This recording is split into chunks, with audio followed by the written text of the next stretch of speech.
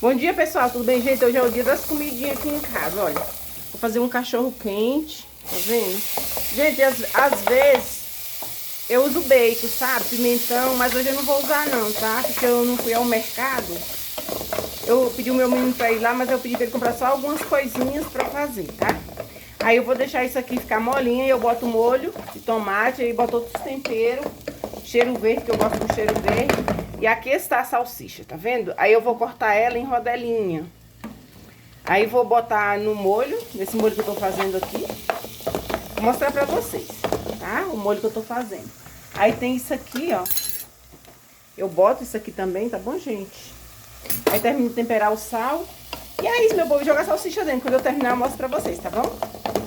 Aí, gente, se vocês quiserem saber mais, vocês vão lá no meu canal, Cozinha da Zélia, e curte, se inscreve, deixa o like, tá bom? Beijo, gente!